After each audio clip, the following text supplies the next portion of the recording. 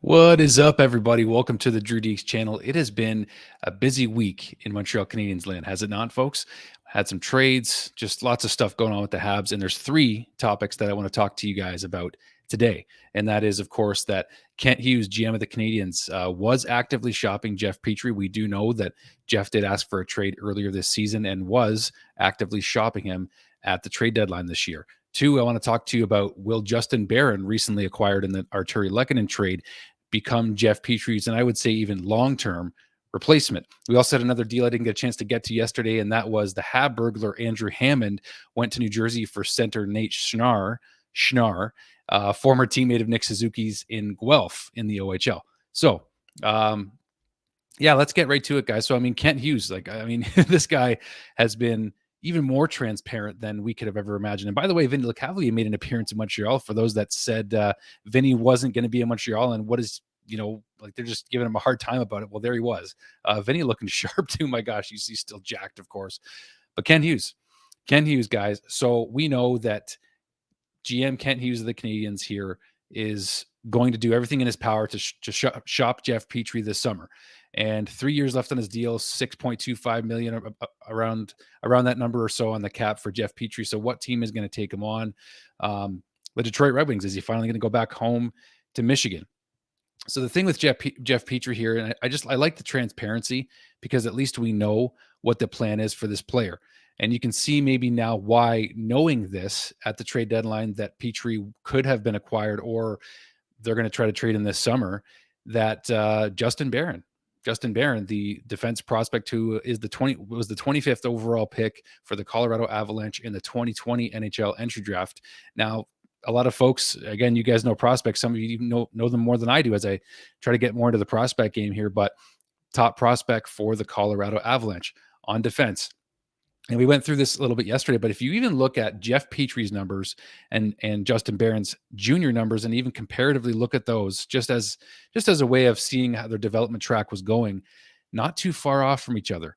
And in fact, Justin Barron even exceeded numbers than Jeff Petry did in his junior days. So looking at some of the footage from Justin Barron, the scouting report on him in 2020, even from the Hockey Guy, I'm a fan of Shannon's also, of course, but the projected feeling, or maybe not consensus, but some of the opinions around Justin Barron were that he was more offensive than defensive, wasn't much of an intimidation factor on the blue line.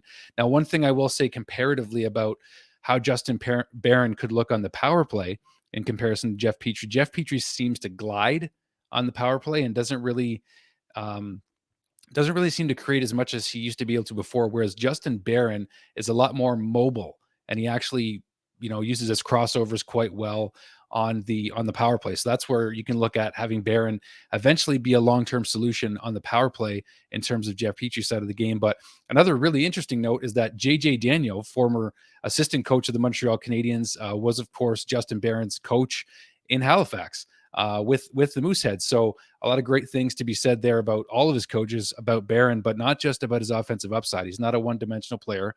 And that's one thing they mentioned. His skating is, of course, one of his best assets. Absolutely. His one-timer. He's got the size, as we've talked about, 6'2", 195 pounds. And that's as of right now. I mean, Jeff Petry, comparatively, 6'3" and 209 pounds right now. So there's still a bit more frame maybe to fill it for Barron, but he was already an NHL size 2 years ago.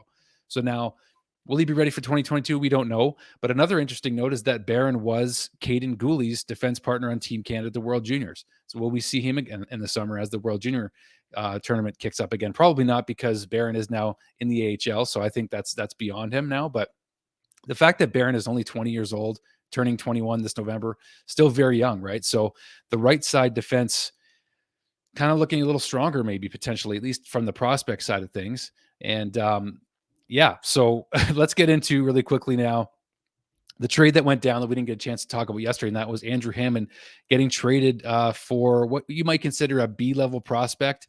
I think we would consider Justin Barron an A-level prospect, but this deal was interesting. And the fact that we got anything at all for Andrew Hammond in the 3 games that he was able to play with the Montreal Canadiens, by the way, won all 3 of them.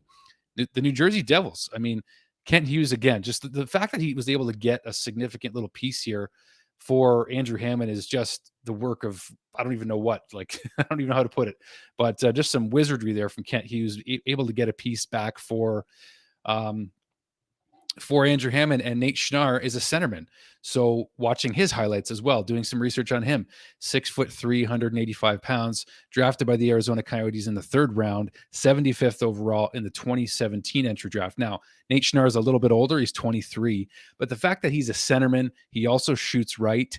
I'm seeing a potential, 3rd line center spot. That's probably the ceiling, I think, for Nate Schnarr, based on what I've seen from him. He's got a quick release. He isn't afraid to go to the dirty areas a little bit, pretty mobile, and he has some size. So I think that with Montreal, bringing in Heineman in the Toffoli trade, he's a center as well. They've got some center depth, at least in terms of prospects right now. And Nate Schnarr's highlights didn't really disappoint. You can look them up yourself. I like the way that, he spoke in interviews. Seems like a character kid, cares about mental health even, and did some initiatives when he was in the OH or in junior, sorry. Nate Schnarr, yes, he was in the OHL with the Guelph Storm. Nick Suzuki's old teammate. So you have to think there's potentially a connection there. So the fact that we were able to get any kind of, positive out of that trade for Andrew Hammond for a hot minute that he was here is a great thing. And in the center depth, again, a right-handed shot too. So I like what I'm seeing there so far, at least in terms of the highlights from Nate Schnarr. Again, look him up yourself.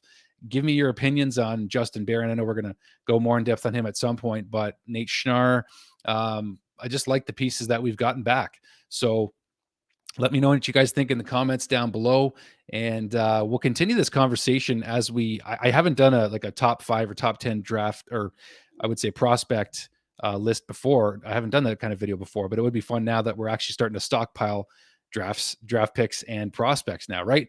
So that'll make it a lot more fun, I think, after the draft this year too, because we'll have even more in the cupboards, right? So let me know what you guys think. Leave a comment down below on Nate Schnarr, maybe a quiet little addition at center for the Habs down the road. Hopefully he turns into something that we can use. He's going to be joining the Laval Rocket anytime now. So yeah, the numbers aren't looking too bad. I should, before we sign off, let's look at the numbers really quick for Nate Schnarr. So in the AHL, this is now his 1, 2, 3, 4, his 4th season or so with the COVID break in there. His top production, 26 points in 43 games, 13 goals, 13 assists. That was this season with the Utica Comets. Now he's going to Laval Rocket. So, but let me know again what you guys think. I want to hear your thoughts about Jeff Petry, and how we know he's pretty well going to be traded this summer to a suitor that will take him and that cap hit, and the transparency from Kent Hughes, of course. And then Justin Barron, maybe becoming Petry's future replacement. And now Nate Schnarr, another center prospect for the Montreal Canadiens. Let me know what you guys think. We'll see you on the next one. Cheers, guys.